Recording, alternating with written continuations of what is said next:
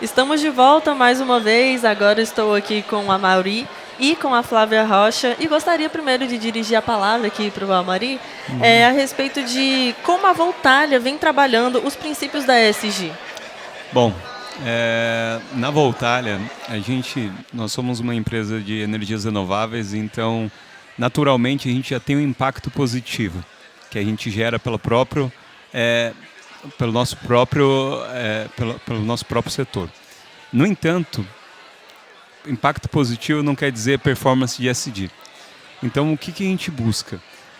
Nós buscamos aqui, a gente tem uma vertente muito importante de maneira de introduzir o ESG e de ter uma estratégia muito forte nessa parte de ESG dentro de casa. Tá? E começa como? Tá? Começa com o nosso comprometimento, tá? Começa com o nosso comprometimento em termos de sermos uma mission-driven company. Tá? O que isso significa? Isso significa que está gravado no nosso DNA, tá? Esse compromisso com o ESG. Está gravado no nosso estatuto social, que nós temos o comprometimento com a nossa missão, tá? Que é melhorar o meio ambiente e fomentando o desenvolvimento local.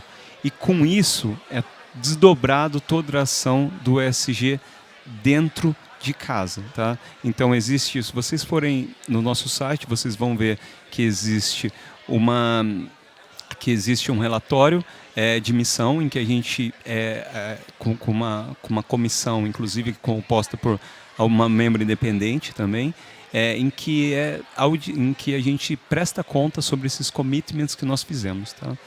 Além disso, e aí eu acho que eu vou um pouquinho além, tá? A gente tenta também desdobrar o ESG na prática, tá? Então, desdobrar as boas práticas. Então, o que nós tentamos? Tá?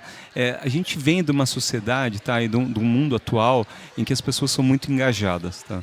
Os nossos colaboradores são muito engajados.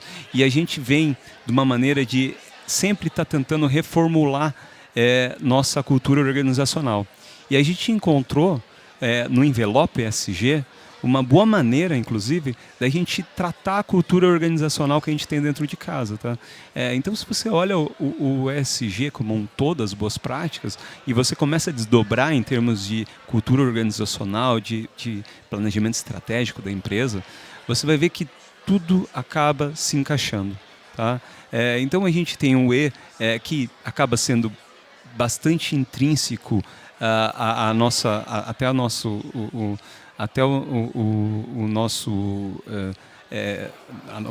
nosso setor de atuação, tá? Então que a gente contribui para a redução de emissão de CO2 e tudo isso daí, mas a gente vai um pouco além, tá?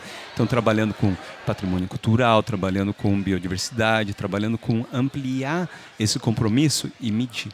Tá? Indo para o US, em que um foco muito grande dos nossos próprios colaboradores, dos nossos stakeholders que existem, tá? E na comunidade local. Tá? Então a gente tem alguns cases de sucesso que a gente trabalha aqui, mas a gente vai além. Como também a parte de diversidade, de tratar isso daí, de trazer não só a diversidade de gênero e de raça, mas também trazer uma diversidade, por exemplo, em que a gente desenvolve dentro dos nossos projetos, tá? Uma tentativa de inserção da comunidade local, tá? Dentro dos nossos projetos, da construção dos nossos projetos. Então temos programas específicos de capacitação de mão de obra local para permitir a entrada dessas pessoas dentro dos nossos projetos. Tá?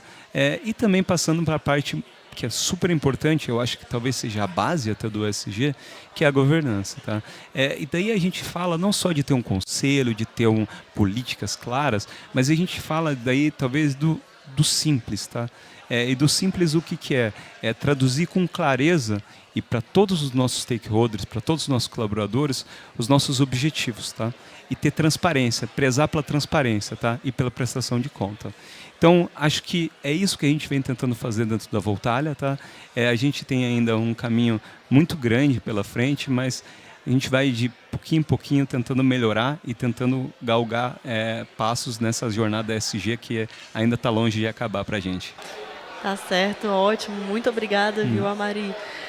Eu gostaria agora de dirigir a palavra para a Flávia, né, que está aqui comigo. Ela trabalha com direito internacional. na Milaré, né? E eu gostaria de saber como que o direito internacional se envolve nessas empresas, né? Então, interessante são dois aspectos. Primeiro, por que interessa as empresas se engajar no direito internacional e como elas podem fazer isso. Então, os estados acabam discutindo essas questões de mudança climática, de biodiversidade, de acesso a recursos genéticos e esse processo acaba impactando, são decisões que são implementadas no plano doméstico e por esse caminho acabam impactando a regulamentação, como as empresas são regulamentadas. Então interessa as empresas participar dessas decisões, participar desses processos. E a gente ouvi aqui o colega, já uma empresa que já está à frente disso, e a gente vê vários precedentes de empresas trabalhando nas conferências das partes, sobre biodiversidade, sobre mudança climática. Inclusive, tem uma iniciativa, Empresas pela Natureza, é um grupo de empresas que estão diretamente se posicionando sobre como o marco global da biodiversidade deve ser formatado. No âmbito de mudança climática, que realmente é um grande desafio na área ambiental, o famoso artigo 6º do Acordo de Paris vai criar um mercado envolvendo atores não estatais, então isso é de grande interesse para as empresas, é importante que elas estejam lá. E daí o terceiro aspecto que eu queria trazer, quando a gente fala de ASG, né, essa governança, tem o aspecto interno, mas tem esse aspecto internacional, né, como as empresas contribuem num plano mais amplo. Só que em fazendo isso, é importante que haja uma ética, que haja princípios e regras de participação, para que as empresas também não acabem tomando conta desses processos e outros atores ficando de lado. E daí entra na discussão dos princípios da ONU sobre empresas e direitos humanos. Então, enfim, por que interessa as empresas participarem nessas discussões, como elas podem fazer isso e de que forma que elas façam isso de uma forma ética, respeitando a participação dos outros stakeholders também. Tá certo. Adorei ter a participação de vocês aqui. Muito obrigado, Flávia. Muito obrigado, Amari.